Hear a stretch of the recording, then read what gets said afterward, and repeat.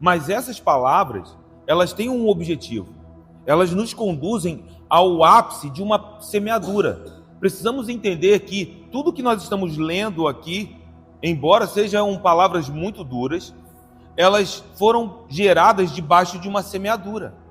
A nação de Israel havia semeado ventos, e o próprio profeta Oséias já havia alertado a nação: vocês colheriam tormentas.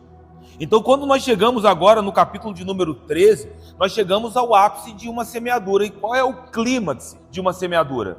A colheita. Então, todo aquele que lança uma semente, ele tem uma expectativa da sua colheita. E a nação de Israel, por ter semeado ventos, agora colheria essas tormentas. Essa colheita, ela seria inevitável. Por isso, o versículo de número 16 que nós lemos, tem uma frase que deixa isso de maneira muito clara: Samaria levará sobre si a sua culpa.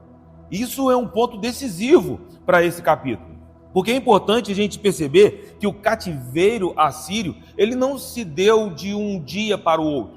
Não foi um evento que pegou a nação de Israel despercebida.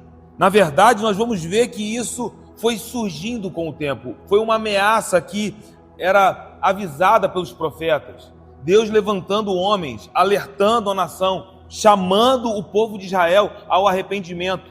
E até mesmo o próprio movimento do cenário político. Quando olhamos para o que estava acontecendo na política daqueles dias, percebemos que Deus, ao falar com os seus profetas, aqueles homens seriam capazes de perceber também como que essas palavras proféticas se alinhavam com os sinais. Guarde isso. Porque muitas vezes nós ouvimos palavras proféticas e não consideramos de maneira devida. E vemos isso de maneira muito clara na nação de Israel, porque existiam palavras proféticas sendo liberadas, mas eles não conseguiam considerar essas palavras de maneira correta, construindo a sua vida no temor do Senhor e observando os sinais que estavam acontecendo no seu tempo. Então, quando olhamos para a ameaça assíria, ela não é uma ameaça que surge de um momento para o outro. Se olharmos, por exemplo, em 2 Reis, capítulo 15, versículo de número 19 e 20, e eu acho que é importante a gente ler esses textos, porque vai ajudar a criar o ambiente histórico dessa palavra profética. E olha o que o texto diz, sobre um período do rei Menahem. Então veio Pul, rei da Assíria, contra a terra de Israel. Menahem deu a Pul 1000 talentos de prata para que este o ajudasse a consolidar o seu reino. Menahem arrecadou este dinheiro de Israel para pagar ao rei da Síria, de todos os poderosos e ricos, 50 ciclos de prata por cabeça. E assim voltou o rei da Síria e não se demorou ali na terra. Perceba que uma ameaça já havia surgido e foi necessário gerar uma quantia para que fosse entregue ao rei da Síria como um presente, como um imposto, um valor, e ali o rei Menahem tentando de alguma forma barganhar uma consolidação do seu reino, para que o seu reino pudesse ser então estabelecido.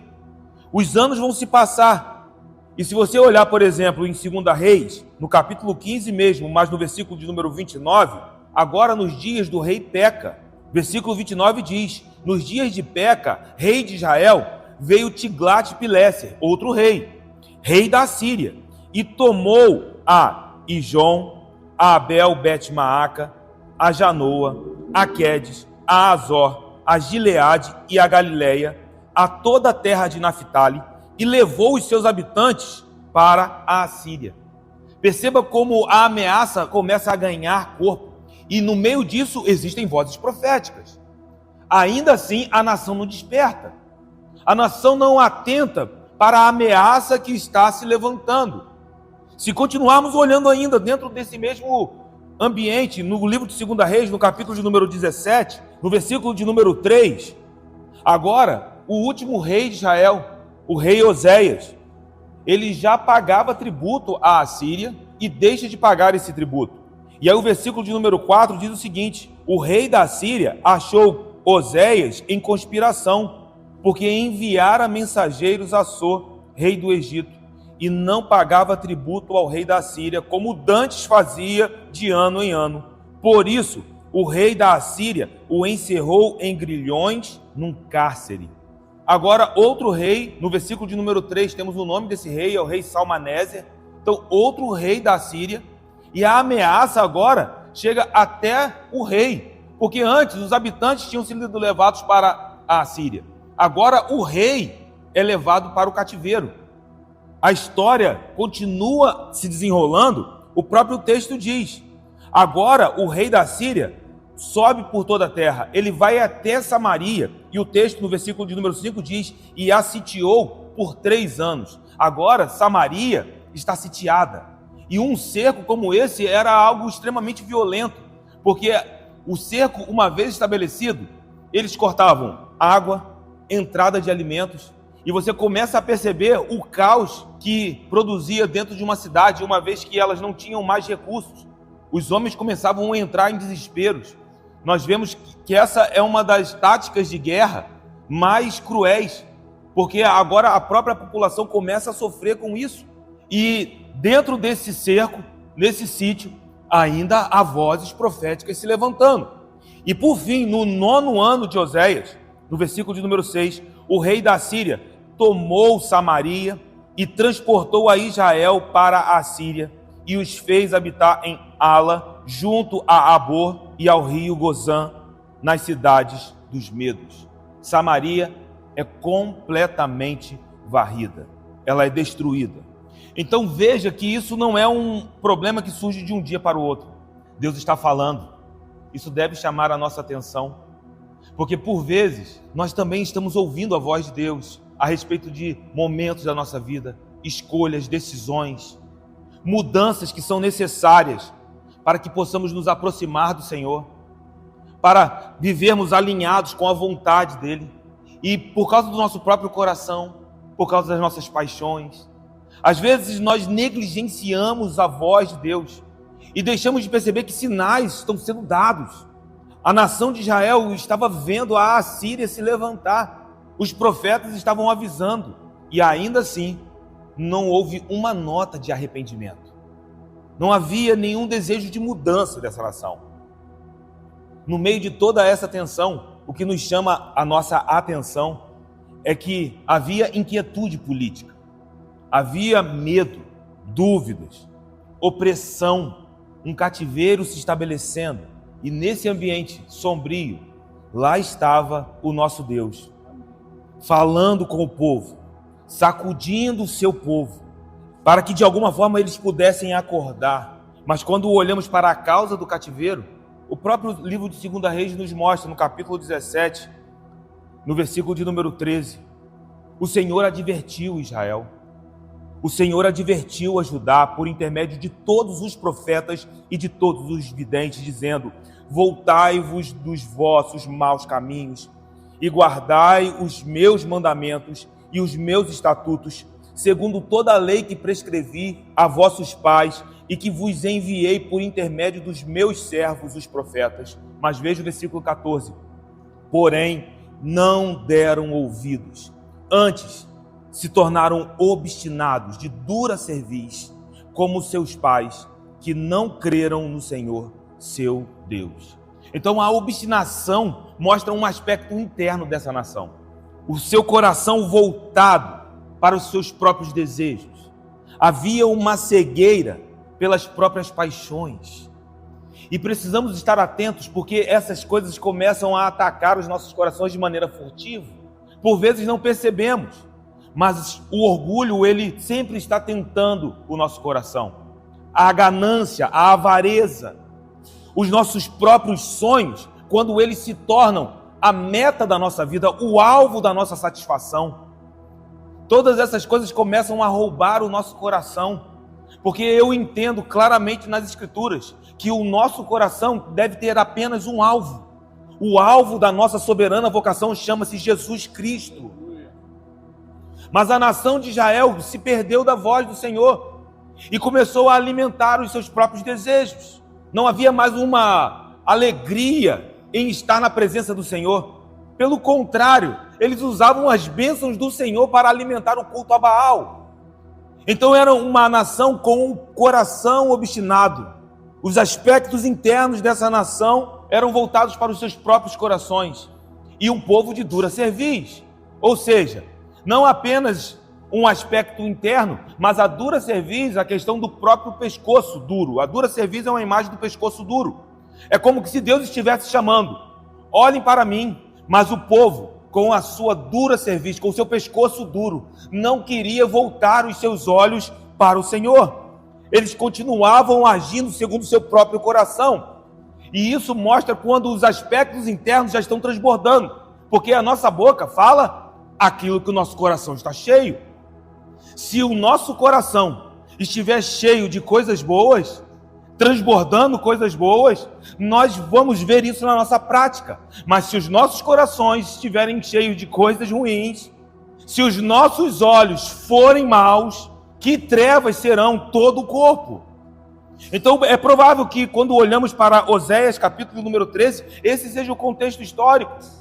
Uma ameaça que está surgindo, se Israel não está sitiada, está há meses de ser sitiada.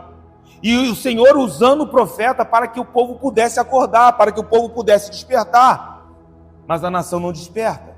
Então Oséias faz um raio-x temporal.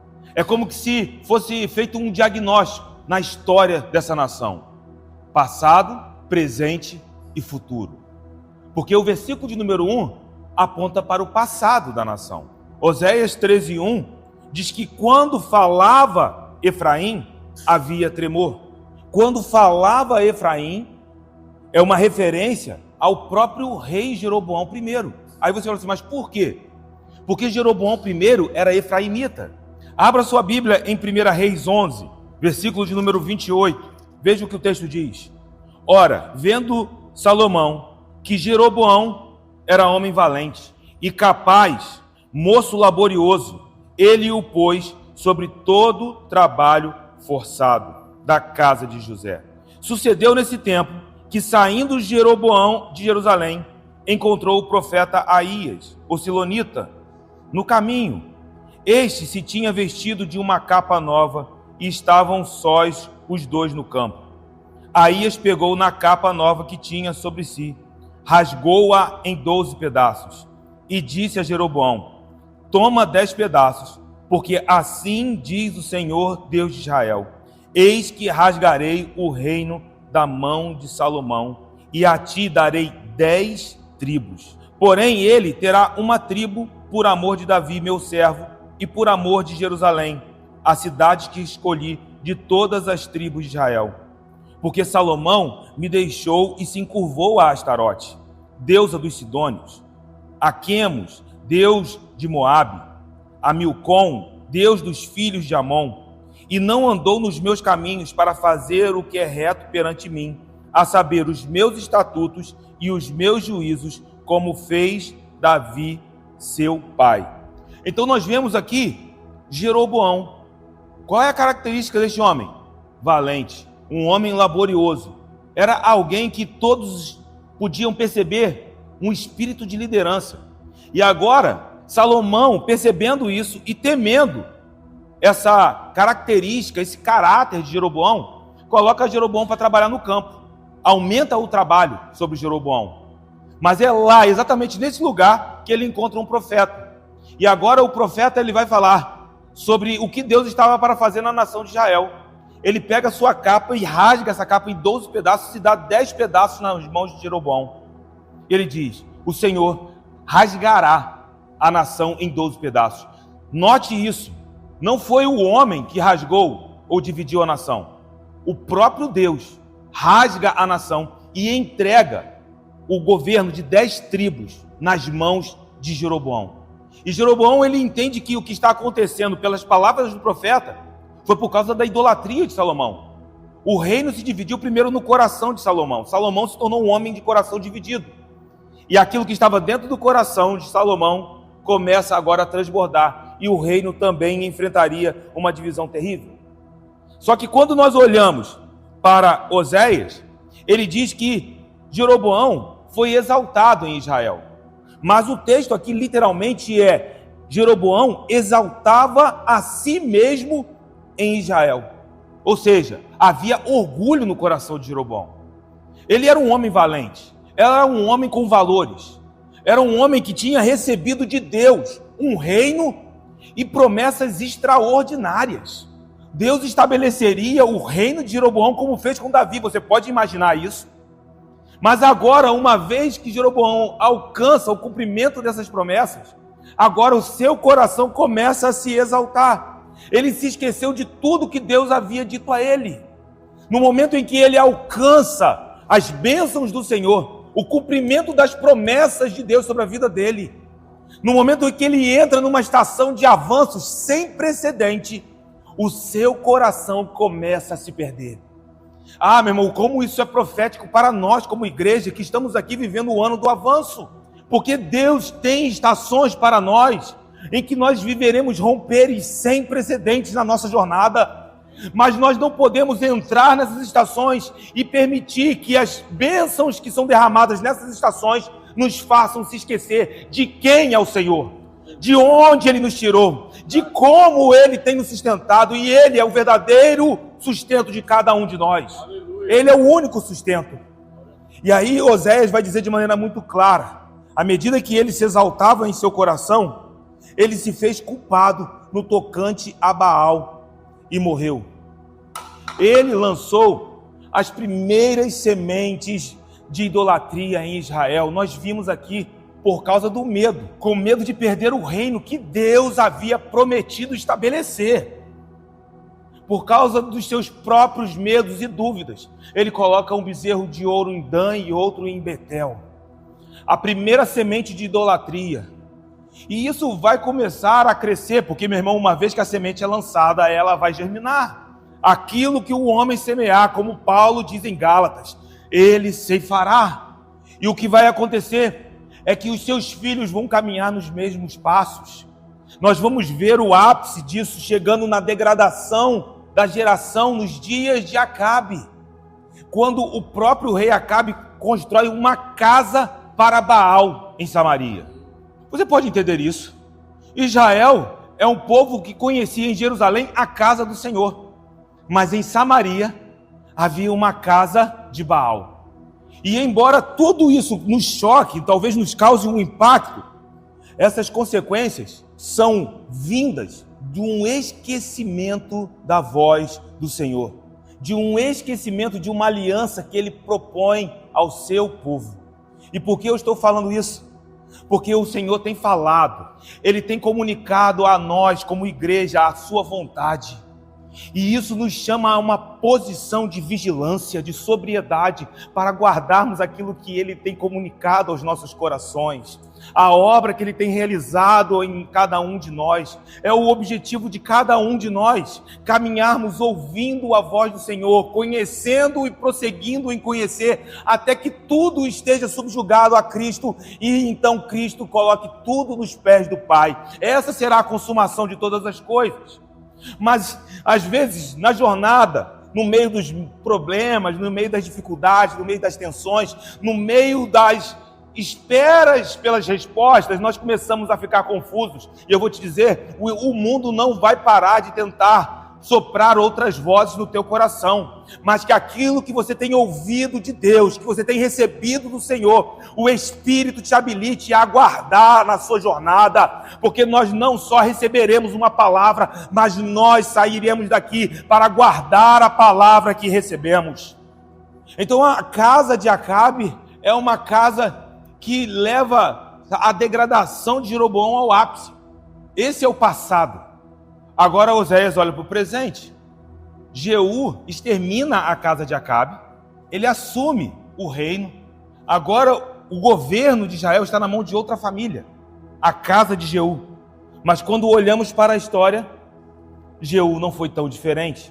Se você olhar em 2 Reis, capítulo 10, no versículo de número 31, o texto diz: Jeú não teve cuidado de andar de todo o seu coração na lei do Senhor, Deus de Israel, nem se apartou dos pecados que Jeroboão fez pecar a Israel. Você pode entender isso? Jeú foi um instrumento de Deus para trazer juízo à casa de Acabe. E ele sabia por que a casa de Acabe estava sendo exterminada. Mas, novamente, numa estação de avanço, numa estação de romper, quando Jeú poderia fazer completamente diferente. Agora percebemos que Jeú não muda, ele não se aparta dos pecados de Jeroboão, ele continua caminhando da mesma maneira. E após a casa de Jeú, nós vemos novamente que a nação de Israel continua caminhando em idolatria. A casa de Jeú vai ser exterminada. Uma sucessão de reis assassinos surgem na nação de Israel. E aí o que é visto pelo profeta? O versículo de número 2 diz: agora vocês pecam mais e mais.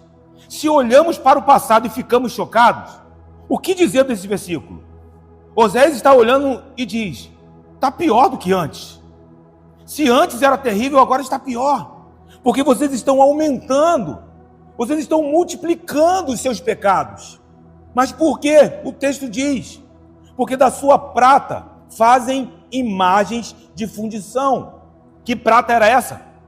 A prata que o Senhor havia derramado, abençoado a nação de Israel. Nós lemos isso no capítulo 2, no versículo de número 8. A nação de Israel recebeu as bênçãos do Senhor. Havia o trigo, o vinho, prata, ouro. Mas quanto mais o Senhor abençoava, mais a nação mergulhava na idolatria. A nação de Israel se tornou em si mesmo uma fábrica de ídolos. E aí, novamente, precisamos estar atentos, porque falar de uma fábrica de ídolos, talvez seja, é uma fábrica de imagens de escultura. E a idolatria, ela tem formas diferentes. Porque Paulo vai dizer no Novo Testamento que a avareza é idolatria. Paulo escreve aos Filipenses dizendo que antes, quando nós estávamos mortos em nossos pecados, sem Deus no mundo, o nosso próprio ventre, o nosso próprio umbigo, os nossos próprios desejos eram um Deus. Idolatria, obstinação, Samuel vai nos dizer, é idolatria. Então nós não podemos cair na armadilha e achar que a idolatria ela tem forma, como se fosse apenas uma imagem, mas por vezes tropeçamos em ídolos que são fabricados dentro dos nossos próprios corações. Agora a nação de Israel se tornaram uma fábrica de ídolos. E haviam artífices produzindo, segundo o quê? O seu próprio conceito. O texto por si só já nos comunica. Imagens de fundição, ídolos segundo o seu conceito. Todas obras de artífice e dizem, sacrificai a eles. Homens até beijam bezerros. Então, segundo o seu próprio coração, segundo o seu próprio desejo, segundo o seu próprio entendimento, eles começaram a ser conduzidos pelas suas próprias ideias. E isso é um perigo, porque quando nós olhamos para o Senhor, existe uma maneira correta de se aproximar diante de Deus. Existe um caminho. O Senhor está procurando um coração contrito, quebrantado, que entende o senhorio dele.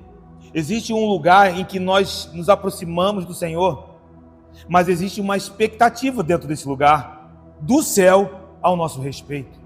Ele não está nos chamando por estarmos prontos, mas Ele chama homens e mulheres que estão decididos a se entregar na mão do Senhor, para que Ele faça a obra nas nossas vidas. É uma obra do Espírito. Então é necessário que posicionemos os nossos corações. Então não é a dizer, eu me aproximo da maneira como eu quero. Se existe verdade, se nas minhas palavras existe verdade nesse momento, se eu estou aqui decidido sair deste lugar para viver essa palavra dentro da minha casa, nos meus relacionamentos de trabalho, junto com os meus amigos, é esse o lugar que Deus está nos procurando nessa noite.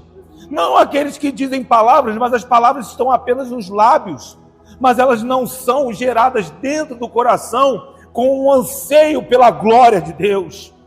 Então Oséias está olhando e percebe que aqueles homens até falam do Senhor. Eles diziam que o Senhor era o seu próprio Baal.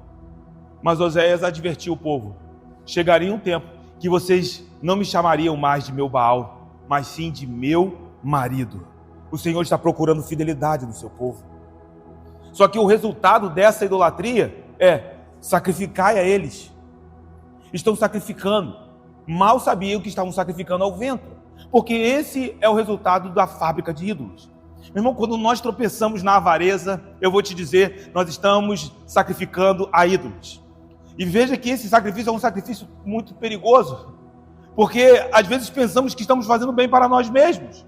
Quando tropeçamos na avareza, nós estamos deixando de fazer algo sobre a vida de outro e ao mesmo tempo gerando um mal terrível sobre as nossas vidas, porque nós não estamos acumulando, nós só estamos juntando vento. Sacrificar aos ídolos é vazio, é vão. Eles beijavam bezerros. Mas em que sentido? Isso nos lembra até mesmo os dias de Elias, porque quando Elias recebe a palavra do Senhor sobre homens que não haviam se dobrado a Baal, eram homens que não haviam beijado a Baal. Então existe um povo remanescente, existe um povo que está ouvindo a voz do Senhor, mas é necessário estar consciente da voz do Eterno em cada momento. Não é apenas eu vim para o culto e eu ouvi a palavra, mas é fazer com que essa palavra continue trabalhando dentro de cada um de nós, porque uma vez que a palavra é lançada, ela vai prosperar em nossa jornada. Meu irmão, que em nome de Jesus as nossas famílias sejam afetadas pela revelação do Senhor, à medida que ela ilumina os olhos dos nossos corações, para cumprirmos aquilo que está no coração do nosso Deus, para vivermos aquilo que está no coração do nosso Deus, porque Ele é Senhor, Ele é Deus sobre as nossas vidas. Então o passado era terrível, e o presente, pior ainda. Agora o raio-x se projeta para o futuro no versículo de número 3, porque o verso de número 3 aponta para o futuro da nação, e por causa disso, veja, por causa das sementes, por aquilo que eles tinham feito, por causa disso, serão como nuvem de manhã, como orvalho que cedo passa, como palha que se lança da eira, e como fumaça que sai por uma janela. Se eles sacrificavam ao que é vazio, então eles se tornariam semelhantes ao que contemplavam. Eles se tornariam semelhantes ao que adoravam. Os ídolos não são. Existe uma palavra hebraica, ililim, que quer dizer não são. Eles dizem ser, mas são falsificações. Eles não são o que dizem ser. E esses homens agora, por se renderem a essa ilusão essa gerada no próprio coração, perceba isso, os seus próprios desejos. Agora, Deus diz, vocês vão ser como a nuvem da manhã, vocês vão ser como o orvalho que cedo passa. E aí é uma frase do John Mackay que diz que o amor instável nos leva a um destino instável. Quando olhamos para aquilo que os ídolos nos oferecem, são ilusões, até nos fazem propostas de amor, mas na verdade são mentiras, são enganos, é algo instável. E uma vez que o amor oferecido por esses ídolos é um engano, isso leva esses homens a um destino instável, porque só o amor de Deus pode nos levar à rocha inabalável. Aleluia. Somente Cristo, porque estes homens não queriam mais ouvir a voz de Deus, então eles se tornariam como palha de casca de grãos que a tempestade lança da eira. Em que sentido? Um vento que varre a palha. E isso nos leva ao Salmo de número 1, o versículo de número 4, quando o salmista começa a meditar sobre o homem bem-aventurado, aquele que teme ao Senhor, aquele que medita na lei do Senhor, mas ele faz um contraste com os ímpios. E ele diz que os ímpios, eles são como a palha que o vento dispersa. São pessoas agitadas. As tempestades deste tempo, elas não existem para nos fazerem ser espalhados, para vivermos sem direção, como se nós não tivéssemos um lugar firme. Pelo contrário, existem os ventos, ele bate no barco, mas o barco vai chegar do outro lado. O Senhor está conosco. Aqueles que meditam na lei do Senhor, que guardam essa lei, e eu amo isso de dia e de noite, ou seja, nós vivemos essa palavra, é a palavra que começa a ser manifesta no seu lugar de trabalho. Você está vivendo isso, você está respirando essa palavra, você está sendo dirigido pelo Espírito Santo de Deus, Você está meditando naquilo que você está recebendo, a sua identidade celestial. Estes serão como uma árvore plantada junto aos ribeiros de águas. As folhagens não vão cair, o fruto na estação certa, e tudo o que fizerem prosperará. Esse é o nosso lugar. Esses homens, por se entregarem aos seus próprios desejos, eles se tornariam como uma fumaça na chaminé. A imagem não pode ser mais clara. Se nós flertarmos com aquilo que é efêmero, com aquilo que passa, com aquilo que é vazio, nós quebramos um princípio de aliança. Que princípio? Não é possível servir a dois senhores. Então, quando nós começamos a tropeçar nesses lugares e não cuidamos, não fechamos as brechas dos nossos corações, podemos, sem perceber, estar dando passos para a ruína. Mas nessa noite o Espírito de Deus nos trouxe a este lugar para sondarmos os nossos corações. Então a nossa colheita, ela está baseada naquilo que nós estamos semeando. No mundo espiritual, a quem adoramos, a quem contemplamos, nós vamos nos tornar semelhantes. Esse é o princípio do Salmo 1. Quando o homem medita na lei do Senhor, ele é levado a esse lugar inabalável.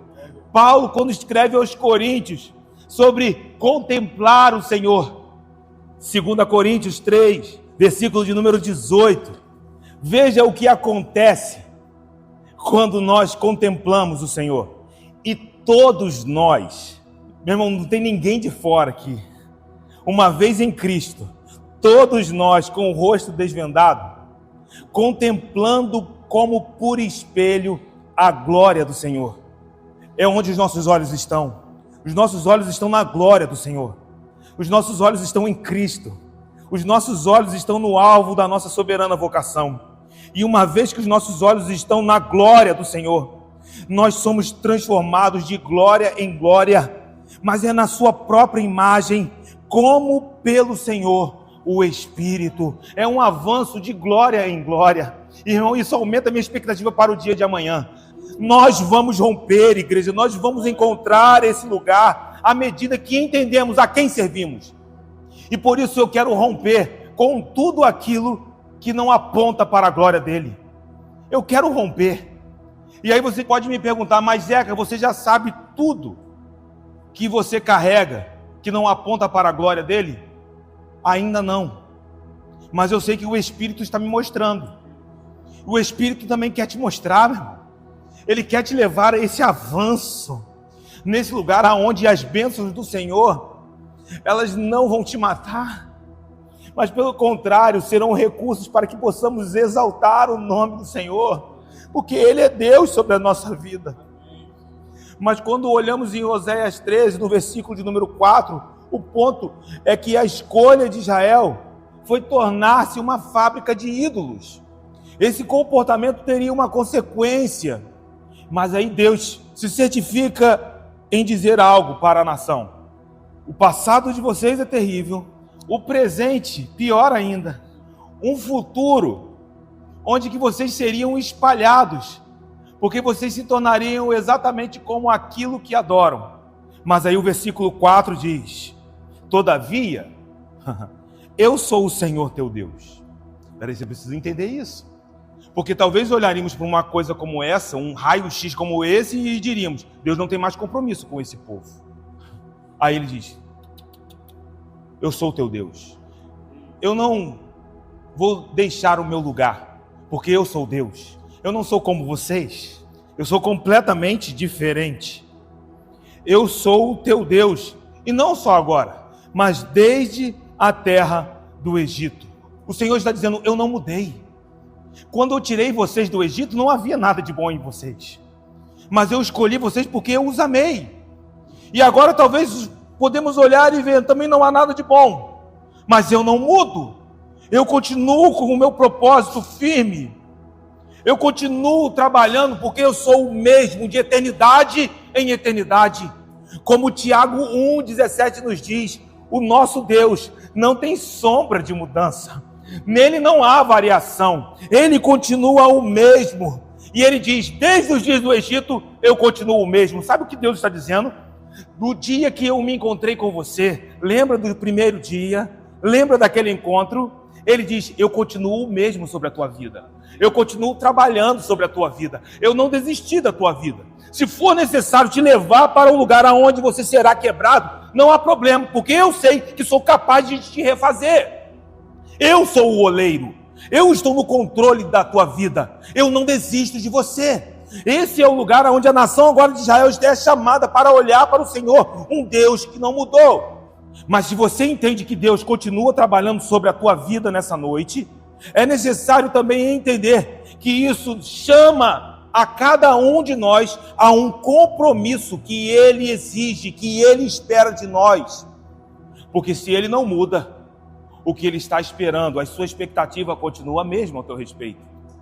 Vocês podem produzir frutos. Eu tenho essa expectativa sobre a vida de vocês. E aí, como Ele falou com Moisés, no primeiro mandamento: eu sou o Senhor teu Deus, não terás outros deuses além de mim. Agora Ele diz: isso não mudou, porque o próprio texto diz: eu sou o Senhor teu Deus, desde a terra do Egito, portanto, não conhecerás outro Deus além de mim. Ou seja, aquilo que Ele espera de você também não mudou. Você pode responder ao Senhor aqui nessa noite, meu irmão. Você pode trazer o seu coração a Ele nessa noite e apresentar a Ele aquilo que você já rompeu, mas mostrar também aquilo que você deseja romper na presença dEle, se aproximar dEle, porque nós fomos chamados para uma vida de santidade. É possível isso, é real, é uma realidade liberada sobre nós. Contudo, a nação de Israel está olhando para os bezerros. Eles ignoram o que está escrito e pensam que os bezerros são os deuses que tiraram ele do Egito. Lembra de Jeroboão? Quando ele coloca o bezerro em Dan e outro em Betel, ele diz: estes são os deuses que tiraram vocês do Egito. Mas aí eu vejo uma nota de misericórdia aqui. Eu vejo o frescor da misericórdia exalando, porque Deus ainda está usando uma voz profética. Vocês olham para os bezerros e vocês acham que esses bezerros são os libertadores de vocês. Aí Deus olha e diz: não há outro Salvador, sou eu.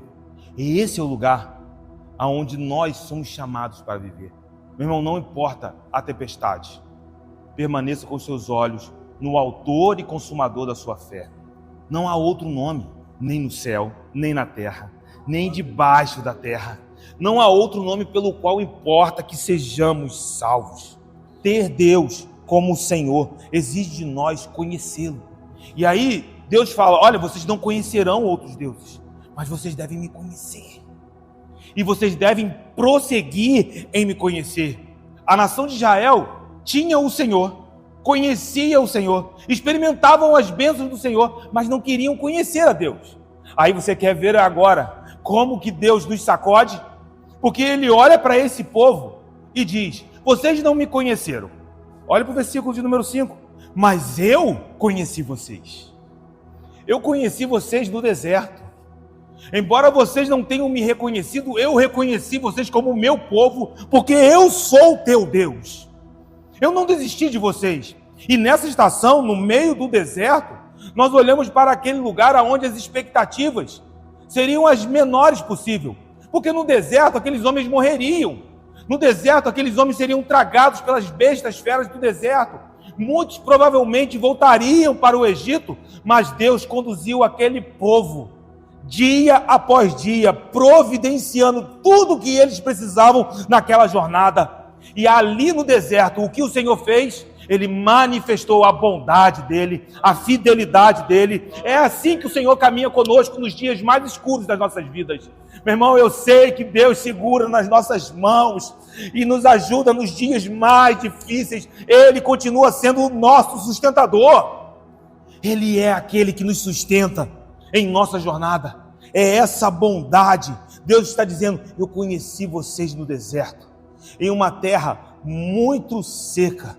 Reconheci vocês como meu povo. Vocês são meus. E talvez um texto como esse hoje nos levaria a uma resposta de gratidão.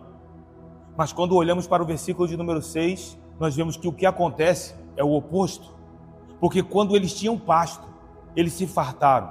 E uma vez fartos, ensoberbeceu-se-lhes o coração por isso, e se esqueceram de mim. Quando eles encontraram pastos, quando eles encontraram a resposta, e quando eles se fartaram, quando havia abundância, quando de nada eles tinham falta. Sabe, uma estação como essa é a estação do Salmo 23. O Senhor é o meu pastor, nada me faltará. Ele nos guia por pastos verdejantes e águas tranquilas. Esse é o lugar espiritual cujo qual todos nós estamos. Ele é o nosso Senhor e Ele está cuidando de cada um de nós. Mas eu quero que você entenda que o Salmo 23, versículo 1 e 2, não pode ser desconectado do versículo de número 3. Por quê? Porque ele diz: guia-me pelas veredas da justiça, por amor do seu nome. Não adianta queremos as bênçãos do Senhor se não estivermos nos seus caminhos de justiça. Aqueles homens entraram numa estação de pastos verdejantes e de águas tranquilas, mas esqueceram do caminho de justiça, as veredas de justiça, e se esqueceram do Senhor. Só que Oséias, ele deixa de maneira muito clara, ele faz um diagnóstico desse abandono. Você quer entender como esse abandono se deu? O texto começa a nos comunicar isso, porque uma vez fartos, abençoados, uma vez cuidados pelo bom pastor, provisionados por Deus, o seu coração se encheu de soberba. E a soberba precede a ruína. Aqui, sabe, eu toco nesse texto com muito cuidado. Porque, meu irmão, nós estamos vivendo estações incríveis. Eu tenho vivido romperes do Senhor na minha jornada.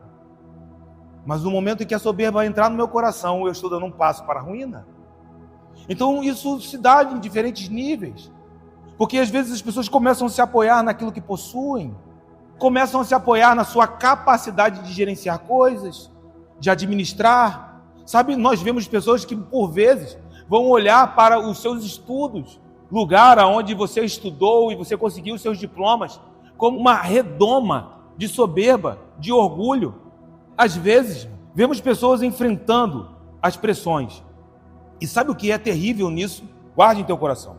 No meio das pressões, nós seremos tentados pelo medo. E o medo nos leva a nos fechar dentro de uma redoma de orgulho. Em que sentido? As pessoas estão dizendo isso de mim, mas eu sou capaz de fazer isso.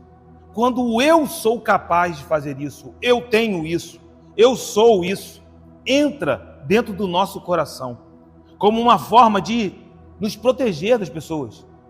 Isso é idolatria. Mas por quê? Porque o Senhor é o nosso escudo.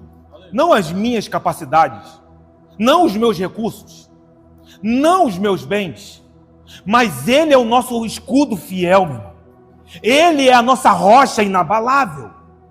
Quando nós começamos a confiar na nossa própria força, nas nossas próprias estratégias como modos de proteção contra as pressões e tempestades, meu irmão, nós estamos colocando essas coisas num lugar que pertence a Deus, porque Ele é o nosso socorro bem presente nos dias de tribulações, nos dias de angústias. Então, sabe, isso faz com que a gente venha despertar, porque a soberba entrou no coração deles. E em que sentido? Porque eles estavam avançando, eles estavam enriquecendo, porque eles estavam crescendo. E eu vou te dizer, meu irmão, esses dias compartilhavam com os nossos irmãos. Nós, como igreja, nós estamos crescendo, mas nós precisamos vigiar sobre a face da terra, porque isso não nos define. Quem define é a palavra do Senhor. Sabe, existem pessoas que estão chegando e congregando conosco, e nós louvamos a Deus por isso. Mas se isso entrar no nosso coração, nós estamos dando um passo para a ruína. Isso foi o que aconteceu com a nação de Israel, quando eles começaram a prosperar, quando eles começaram a crescer, quando eles viram o avanço. Olha o que está acontecendo, se esqueceram que era boa a mão do Senhor. Precisamos estar atentos. Eles passaram a confiar no próprio sucesso e se tornaram orgulhosos de si mesmos e arrogantes de coração.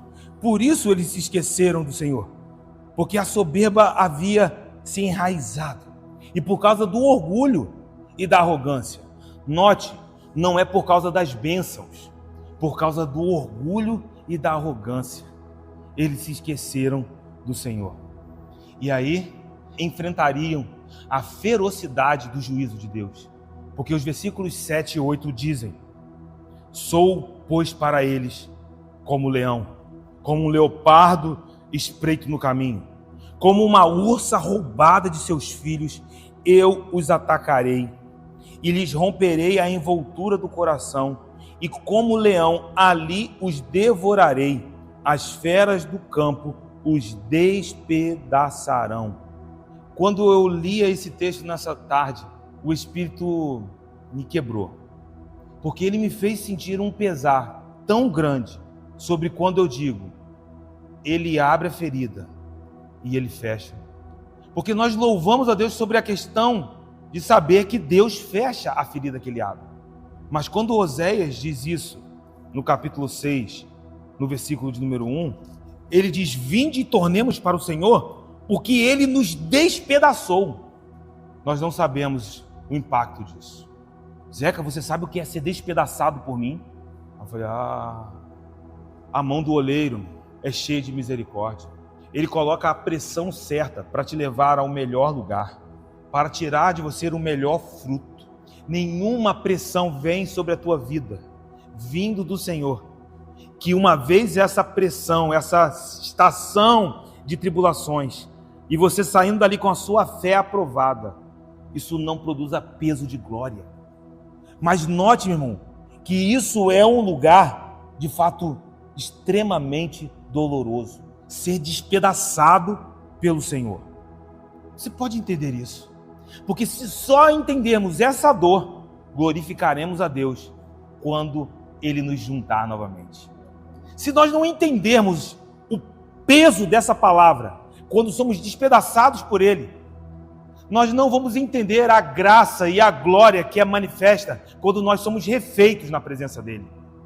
Então a nação de Israel seria despedaçada. Isso quer dizer, meu irmão, quando Deus ele vem, é como um leão, e o leão ele não deixa a sua presa escapar. Não há nada que tire das garras do leão a sua presa. Ou seja, é um lugar que não temos para onde fugir. Se subirmos ao mais alto monte, o Senhor lá está. E se descermos ao mais profundo vale, a presença já está lá nos aguardando. Para quem nós iremos? Porque só Ele tem as palavras de vida eterna. Não tem como escapar desse lugar. Aqui eu me rendo, meu irmão. Eu olho para o meu Jesus e vejo como que Ele é tudo em mim e para toda a eternidade. Sabe, não é somente sobre este dia, mas é só quando eu olho para Jesus que eu tenho uma esperança eterna. E aí o medo da morte é arrancado. Meu irmão, não tem para onde fugir. E às vezes a gente tenta fugir. A gente tenta no nosso jeitinho. A gente às vezes na nossa própria obstinação, veja, no nosso próprio desejo, pelas nossas próprias paixões, nós queremos escolher os nossos caminhos, mas não há como fugir da garra do leão, meu irmão. Se você entende isso, se renda a Ele nessa noite. E Ele diz, como um leopardo que está na espreita. O sentido da palavra aqui é ver aquele animal que está observando, que vigia, como se estivesse numa tocaia, esperando o momento. Você pode imaginar a precisão desse momento. Deus sabe o momento certo de vir até nós, de nos apertar, de aliviar a pressão. Ele sabe o momento certo, Ele tem um kairós de Deus para a tua vida. Há um kairós de Deus para a tua vida, há um momento oportuno para a tua vida. E o leopardo, à espreita, ele está observando. Posso dizer uma coisa? O Senhor está nos observando aqui nessa noite. Não só os nossos passos, mas Ele observa o movimento dos nossos corações. Então, uma vez nas garras desse leão, ninguém escapa. E Ele diz, no momento em que eu chegar, será perfeito. É um kairós. Só que também percebemos a ferocidade, porque Ele usa a metáfora de uma ursa roubada dos seus filhotes. Você tem ideia do que é isso? Não. Sabe por quê? Eu pensei nisso de tarde. Eu falei, eu estou acostumado a ver galinha choca. Já viram? Galinha choca a gente já viu, né? A galinha fica toda ouriçada, meu irmão. Se você tentar chegar perto dos pintinhos, ela já vem cacarejando ali. E se você tentar pegar, dá uma bicada. A gente fica até com medo. Você vê que o animal é menor do que a gente, mas a gente já fica com medo. Por quê? Porque ela está ali defendendo os seus filhotes. Ela está percebendo uma ameaça aos seus filhotes. Agora imagina, numa ursa, não é que ela está vendo a ameaça dos filhotes. Os filhotes já foram levados. como uma ursa roubada dos seus filhotes. É aqui que surge o tema, que nos despedaça. Horrenda coisa é cair nas mãos do Deus vivo. Mas eu perguntaria a cada um de nós aqui nessa noite, será que há alguma esperança nesse lugar? Porque o versículo de número 9 nos diz: a tua ruína, ó Israel, vem de ti. O que vocês estão enfrentando, vocês semearam. Essa estação, vocês cultivaram. Mas quando você olha para o Senhor, o versículo diz: só de mim vem o teu socorro.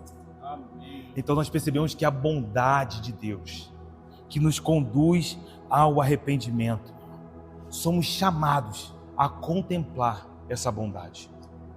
E nós não podemos de maneira alguma resistir àquilo que Deus está nos propondo. Sabe, nessa noite, Deus está te fazendo uma proposta. Olhe para a minha bondade. No meio de todas as dificuldades, eu não estou dizendo que não tem pressões, entende? Mas no meio de todas essas dificuldades, das suas lutas, que algumas por vezes te deixam exausto, procure no meio disso, onde está a bondade do Senhor. Porque eu posso te garantir, uma misericórdia de Deus se renovou sobre a tua vida. Porque você está aqui nessa noite. E se ela se renovou, essa é a causa de não sermos consumidos. Mas quando nós resistimos à bondade de Deus, Paulo nos alerta sobre isso. Em Romanos, capítulo de número 2, no versículo de número 4. Ou desprezas a riqueza da sua bondade, e tolerância e longanimidade, ignorando que a bondade de Deus é que te conduz ao arrependimento. Mas, segundo a tua dureza e coração impenitente. Veja isso. Deus está derramando a bondade. Deus está falando. Deus está guardando. Deus está te sustentando aqui nessa noite. E aí, Paulo fala à igreja de Roma, por causa da dureza, por causa do coração impenitente, vocês estão acumulando contra vocês mesmos ira para o dia da ira e da revelação do justo juízo de Deus.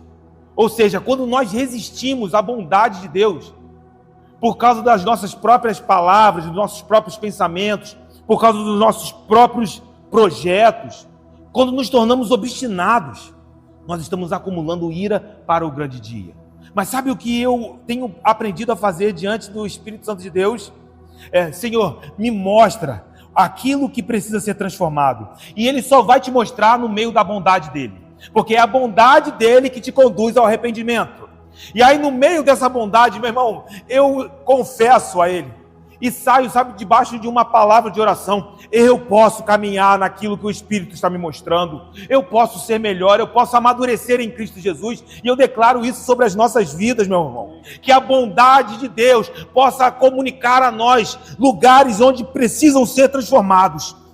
A partir de nós, dentro dos nossos corações, e ao receber essa comunicação do Espírito, que possamos prosseguir, meu irmão, e avançar. Não resista à voz do Espírito Santo de Deus, porque isso explica a nossa própria ruína. De onde vem a nossa ruína? Ela vem dos nossos próprios desejos, vem porque nós resistimos, porque relutamos. Mas graças a Deus que só há um Senhor, e Ele é o nosso socorro bem presente. Então Deus olha para a nação de Israel e diz: olha, vocês estão entregues aos seus próprios desejos, e por causa disso vem a ruína. Mas eu sou o Salvador de vocês. Aleluia. Só Ele pode nos ligar novamente. Ele está nos refazendo nessa noite.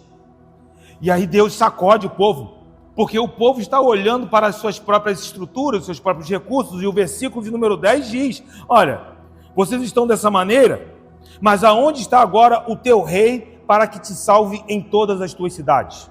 Onde estão os teus juízes, dos quais disseste: dá-me rei e príncipes? Certamente o rei Oséias, e se nós estamos ali no período do sítio, ou alguns meses antes do sítio, provavelmente aquele rei seria uma esperança para o povo. E é interessante que Oséias, em hebraico, é Roshea, que é salvação. Mas a salvação não estava num rei daquela terra. Ninguém poderia tirar a nação de Israel das garras daquele leão, porque só o Senhor é o nosso socorro. aquela nação seria confrontada. E os teus juízes, os teus administradores, os teus príncipes, ninguém poderia fazer nada, porque Deus entregou o povo aquilo que estava dentro dos seus próprios corações. Eles queriam ser governados pelos homens, eles queriam flertar com as outras nações, eles queriam confiar no Egito, eles queriam confiar na Assíria. Eles não confiavam no Senhor como o seu socorro, o seu único socorro. O Senhor não é um lugar seguro, Ele é o único lugar seguro. Isso é um desafio para nós. Tente olhar toda a tua vida por essa lente. É Ele quem te sustenta, é Ele quem coloca o pão sobre a tua mesa, é Ele quem te dá saúde, é Ele quem faz o ar entrar nos teus pulmões, é Ele quem revela o propósito desse ar entrar nos seus pulmões, é Ele quem aponta cada momento da tua jornada. Meu irmão, o Espírito está falando conosco sobre confiarmos integralmente cada aspecto da nossa vida nas mãos dEle. E a nação de Israel é uma nação que em um momento pediu um rei ao Senhor. Nós lembramos disso nos dias de Samuel, e ele diz no versículo número 11: deite um rei na minha ira, e tu tirei no meu furor. Na minha ira, por quê? Porque o pedido da nação de Israel por um rei era um pedido debaixo de rebelião. Em que sentido? Samuel mesmo disse ao povo: o Senhor, teu Deus, o Senhor é o vosso rei, e vocês estão pedindo outro rei? Meu irmão, debaixo de um governo, você pedir outro, isso é rebelião. Abra a tua Bíblia em 1 Samuel 12, o versículo de número 12 diz isso: vendo vós que Naás, rei dos filhos de Amon, vinha contra vós outros, me disseste: não, mas reinará sobre nós um rei. E olha o que diz o texto: ao passo que o Senhor, vosso Deus, era o vosso rei. Eles estão pedindo um rei humano. Eles olharam para os amonitas e falaram: eles têm um rei, e esse rei está vindo contra nós, junto com o exército amonita. Samuel, a gente precisa de um rei também. E aí Samuel está dizendo: o Senhor é o vosso rei. Aí o que nos surpreende diante de tudo isso é que o Senhor ouve um pedido debaixo de rebelião. E o que ele faz?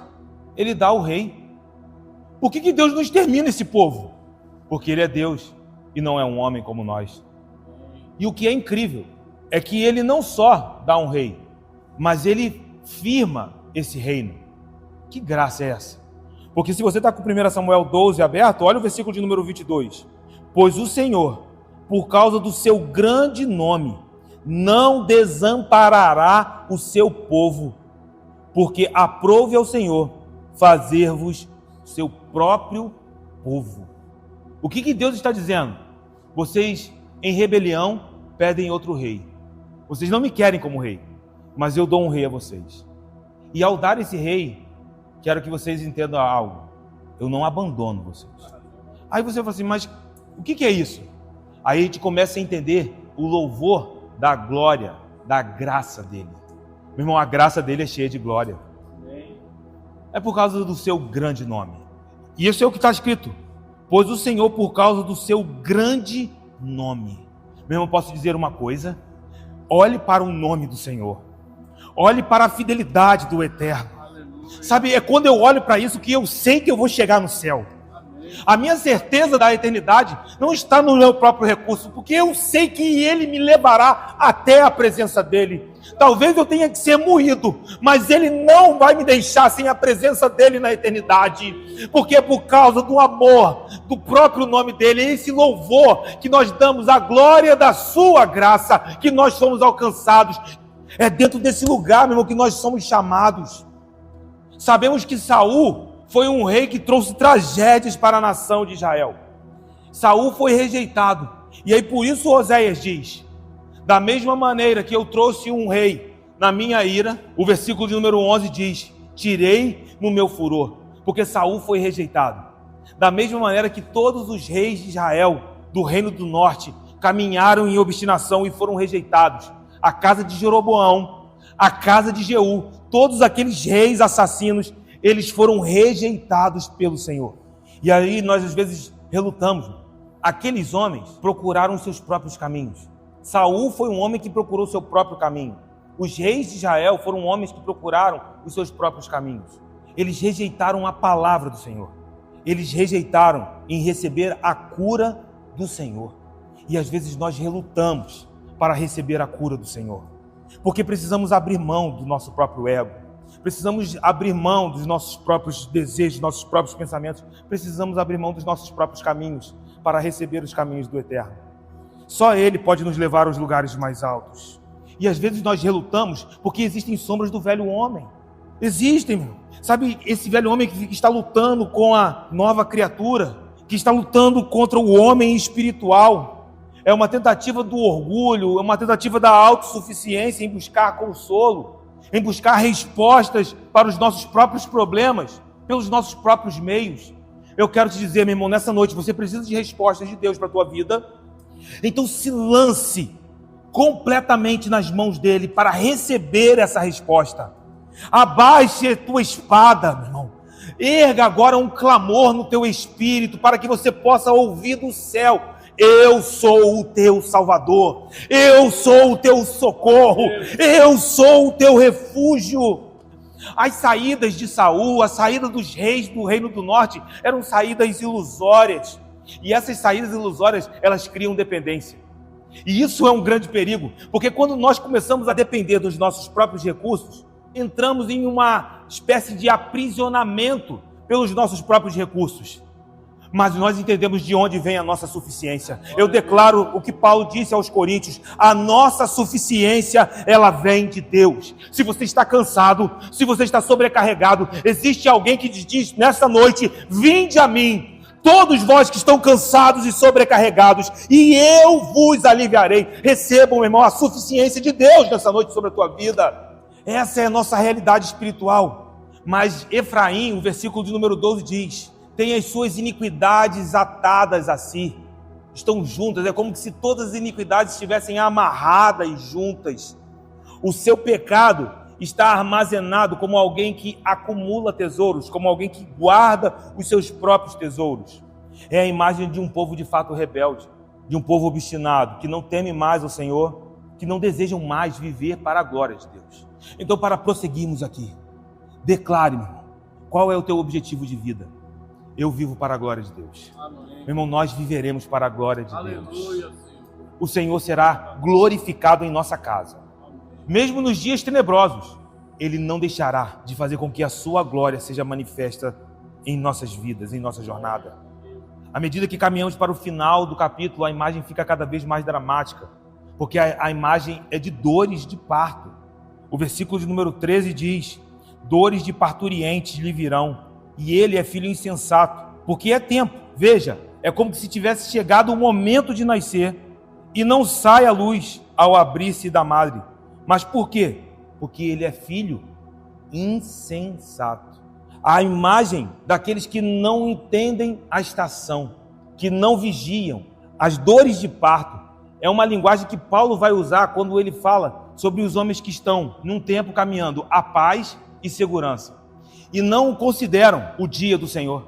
Não, está tudo tranquilo, eu estou bem, mas não entendem que vivem para se encontrar diante do reto juiz. Isso é 1 Tessalonicenses 5, no versículo de número 3.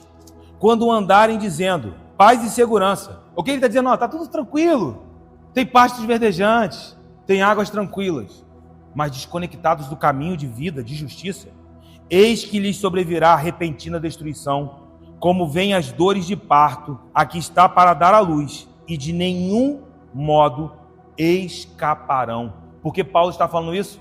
Sejam sóbrios, sejam vigilantes, porque o dia do Senhor, ele vem. E agora, a imagem das dores de parto é aplicada por Oséias, porque esses homens estão vivendo despreocupados, confiando nos seus próprios recursos. Oséias está mandando mensageiros para o Egito. Não, lá nós vamos encontrar socorro. Lá há paz, lá há segurança. Mal eles entendiam que era um tempo de buscar ao Senhor. Era necessário agir e agir de maneira urgente, como um parto, porque o filho já estava no tempo. O que Oséias está dizendo? Chegou a hora. Ou vocês buscam, ou vocês vão cair. A nação vai ruir. E aí Oséias prossegue, porque o problema não é a mãe, é o filho insensato, é o filho que não considera. Ele olha para a sua situação: eu estou bem aqui. Ele está desfrutando de um lugar confortável, mas não entende que se não mudar a sua atitude aqui e agora, o seu futuro está condenado. Então, ao ouvir a voz do Senhor, nós precisamos reagir, meu irmão. Ao ouvirmos a voz do Senhor, nós precisamos nos mover em direção a Ele. Algumas vezes a reação precisa ser radical, como Jesus disse no Sermão do Monte: se o teu olho, meu irmão, faz você pecar, arranca o teu olho. Se tua mão lhe faz pecar, corta ela. Mas em que sentido? Tem que sair daqui sem as minhas mãos? Não. Ele está dizendo: seja radical naquilo que você precisa mudar. Fale para o Senhor: eu sairei daqui diferente em o nome de Jesus. Eu romperei nesta área dentro da minha jornada. Eu amadurecerei como filho. Eu amadurecerei como esposo. Nós podemos, meu irmão, avançar e amadurecer, mas precisamos ser radicais. Eu quero fazer isso na minha jornada, meu irmão. Ele não fala isso para você para te deixar no meio do caminho. Ele não aponta isso para você para dizer: você não pode viver isso, só deseje. Não. Se Ele está te mostrando algo na tua vida em que você pode amadurecer, posso te dizer uma coisa: abre tuas mãos nessa noite. Ele está te capacitando para esse romper em nome de Jesus. Ele está te levando para esse romper. Famílias, meu irmão, poderosas em Deus. Homens e mulheres capacitados pelo Espírito Santo para manifestar a glória de Deus. Homens e mulheres que confiarão, dependência completa nas mãos do Eterno. É isso que eu quero para a minha vida. Eu sei que isso é ser esticado, mas eu vou te dizer: se Ele começou essa boa obra, Ele é fiel para completar. E aí o versículo de número 14, ele diz: eu os remirei do poder do inferno e os resgatarei da morte. Onde estão, ó morte, as tuas pragas? Onde está, ó inferno, a tua destruição? Meus olhos não veem em mim arrependimento algum. Esse texto é um texto muito difícil, porque é um texto que as traduções variam muito em relação à pontuação. Dependendo da tua tradução, você pode ter uma tradução que sejam 4 afirmações. Se alguém está aqui com a King James, não há perguntas nesse versículo. São 4 afirmações. A minha versão tem 2 afirmações e 2 perguntas. A Bíblia Mensagem faz 4 perguntas.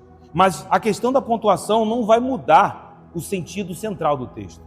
Porque o ponto é que existe um resgatador. E ele diz: eu sou o resgatador. E se alguém pudesse falar assim: mas será que isso é uma pergunta? Eu os redimirei do poder do inferno? Olhe para a mão do Senhor. Você acha que Deus pode te fazer isso? A resposta nós já conhecemos. Nós temos um resgatador.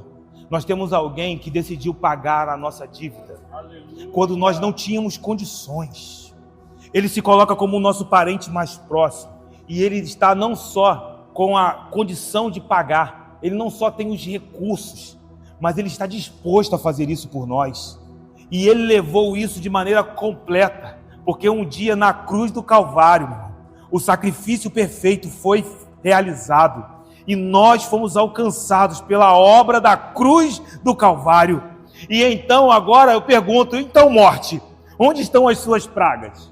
Ah, Sheol, onde está o seu aguilhão? Aqui está o ponto, meu irmão. A morte foi vencida, tragada foi a morte pela vitória. O Senhor, meu irmão, venceu e nele nós somos alcançados. E aí quando ele diz: eu não terei compaixão, no sentido de mudar isso, essa compaixão pode se aplicar de maneira muito clara aos 2 sujeitos que estão nesse versículo. Porque a morte e o inferno, o Novo Testamento nos diz que eles receberão a sua justa medida. Porque no grande trono branco, o Hades e a morte serão lançados no lago de fogo. Irmão, o Senhor, Ele está no controle de cada momento da história. Mesmo os inimigos mais terríveis. Porque eu posso dizer, se existe um inimigo que assombra a humanidade, é a morte. Mas ela já foi vencida na cruz do Calvário. Então, mesmo numa situação de obstinação, talvez a nação passaria pelo cativeiro. A morte talvez até quisesse definir e tragar completamente o povo. Mas nós descobrimos aqui que o Senhor, Ele tem um plano. E esse plano não se frustrará. Os planos do Senhor, meu irmão, não se frustrarão. O Senhor será completamente bem sucedido em cada detalhe desse plano. E louve a Ele, porque esse plano te inclui nessa noite. Então viria o cativeiro. A Assíria varreria Samaria. O versículo 15 e 16 aponta para isso. Ainda que ele viceja entre os irmãos, virá o vento leste, vento do Senhor. E o vento leste é um vento que vem do deserto, porque é um vento que seca, é um vento quente. A nascente seca, as fontes são esgotadas. O rei da Síria saquearia o tesouro e todas as coisas preciosas. Mas Samaria é quem levaria a sua própria culpa. A culpa aqui é inquestionável. Eles semearam e precisariam enfrentar isso. Cairá a espada, seus filhos serão despedaçados, as suas mulheres grávidas serão abertas pelo meio. Isso é a guerra. Recentemente vimos, algumas reportagens, vídeos falando sobre a crueldade de uma guerra no Oriente Médio, em Israel, e percebemos o quanto isso é doloroso. Mas o ponto aqui da culpa não é subjetivo. Haviam vozes proféticas, havia um alerta do Senhor. Não aconteceu de um dia para o outro. Eles seriam responsáveis. E entenda que até aquilo que nós não sabemos, nós somos responsáveis. Aí você vai dizer, mas Zeca, como assim? Todos pecaram e destituídos estávamos da glória de Deus. Se não fosse Jesus ter morrido na cruz do Calvário, nós estávamos destinados à morte. Samaria não estava inconsciente, meu irmão. Nós lemos aqui, nós estamos chegando na reta final de Oséias. E outros profetas se levantaram para alertar a nação de Israel. A nação entendia. Eles precisariam enfrentar o cativeiro. Eles seriam levados pela Assíria. E aí a gente diria, isso é o fim dos planos de Deus para Samaria. Porque eles plantaram e colheram isso. Só que nós percebemos, no meio das cinzas, Deus levanta um povo remanescente. Porque Samaria seria povoado por estrangeiros. Eles nunca mais seriam um povo separado, um povo único, como eles eram antes. Eles se tornariam aquilo que desejaram ser, um povo misto. Mas aí no meio desse lugar de ruínas, nós vemos Deus levantando homens e mulheres que ouviram de uma promessa. Porque se você for em Lucas 2,36, você vai encontrar uma viúva chamada Ana, filha de Fanuel, da tribo de Asser, tribo do Reino do Norte. No meio das cinzas tem um remanescente. Vocês lembram dos 10 leprosos que foram curados? Quantos voltaram? Um voltou. E quem era este que tinha voltado? Um samaritano. Mas os samaritanos não foram varridos? Mas havia uma esperança. Meu irmão, quando eu olho para João capítulo número 4, no poço de Jacó, aquela mulher samaritana, ela disse, eu sei que há um Cristo, e Ele nos dirá todas essas coisas, Ele fará todas essas coisas que o Senhor está dizendo, que me dará água e eu nunca mais terei sede. Aí Jesus olha para aquela mulher e diz, mulher, eu vim para vocês, porque o Evangelho nunca foi só sobre Jerusalém, nem sobre toda a Judéia, mas também Samaria. Por quê? Porque eles também são filhos de Abraão, porque eles têm uma promessa, e as promessas do Senhor, meu irmão, elas estão vivas. Mas no meio das cinzas o Senhor traz, do meio das cinzas, um povo remanescente. Samaria levou sobre si a culpa. Eles enfrentaram o cativeiro, porque só um arrependimento, um sacrifício pela culpa poderia mudar isso. Israel precisaria ter entendido as vozes dos profetas, mas eles não entenderam. E Deus olha para Israel e vê, olha, não são só vocês que não são capazes de entender. A terra inteira não será capaz de entender. Não há um ajudador. Não há ninguém que possa fazer. Então agora eu faço. Eu estendo o meu braço até vocês. E nós encontramos o próprio Jesus vindo a nós. Porque o preço precisava ser pago. Samaria levou sobre si a sua culpa. Mas posso dizer algo sobre nós aqui nessa noite? Jesus, ele tomou sobre si as nossas iniquidades. O peso desse castigo desabou sobre Jesus. E por causa disso hoje, meu irmão, eu encontro o meu lugar seguro. É nele que eu sou resgatado, é nele que eu sou redimido. Ele foi pisado para que eu e você hoje pudéssemos ser completamente sarados. A morte foi tragada pela vitória, porque o Cordeiro de Deus, ele venceu. Esse é o ponto de Oséias. A nação de Samaria enfrentaria um tempo terrível, mas no meio das cinzas, aqueles que permaneceram viram a grande luz. Aleluia. Aí eu lembro de Isaías, e o povo que estava em trevas viu grande luz. Meu irmão, nós fomos alcançados por essa grande luz. Aleluia. Então qual é o nosso posicionamento a partir desta verdade espiritual? Nós olhamos para o nosso passado, e sem ele, meu irmão, eu estava destinado à morte. Hoje, quando eu olho para o meu presente, eu vejo que eu estou muito melhor do que eu era antes, mas eu entendo que o meu futuro nele é um futuro de amadurecimento, a um novo nível de glória para nós aqui. Quantos querem romper em alguma área da tua vida isso? Levante a tua mão para o alto. Nós oramos nessa noite e pedimos que o Espírito Santo de Deus nos leve a esse raio-x. Olhe para trás, olhe para este momento. Não deixe que acusações te definam nesse momento, porque o castigo que nos traz a paz desabou sobre ele. Então confie no que foi realizado na cruz do Calvário e agora receba a capacitação para olhar para o teu futuro nele, porque existe uma nova porção de glória e à medida que o contemplamos nós somos transformados. Olhe para Cristo Jesus nessa noite. Senhor, assim estão os nossos olhos fitos em Ti, os nossos corações rendidos diante de Ti. Senhor, sabemos que há uma jornada proposta e nós entregamos os nossos passos, os nossos pensamentos, os nossos recursos, a nossa sabedoria, tudo que temos, tudo que somos e tudo que viermos a ser, colocamos nas Tuas mãos. Obrigado pelos romperes, porque eles vêm junto de uma capacitação para administrações. Senhor, ensina os Teus filhos a administrar esses avanços. Nós estamos, meu Pai, em um ano de avanço. Ensina-nos a administrar esses avanços para que a Tua glória seja reconhecida, manifesta em nós e através de nós, em nossas casas, em nossas famílias, em nossos trabalhos, em nossos corações, em nossos caráteres. Meu Pai, na nossa personalidade, em nossas emoções. Santifica, meu Pai, as nossas emoções. Colocamos, subjugamos todas as coisas a Ti, meu Pai, e entregamos, porque Tu és Senhor sobre nós. Assim nós oramos, entendendo que somos chamados para viver uma vida diferente, e nós viveremos para a glória do Teu nome. Assim oramos a Ti, Pai, em nome do Teu Filho amado Jesus. Amém e graças a Deus. Você pode aplaudir ao Eterno nessa noite, meu irmão?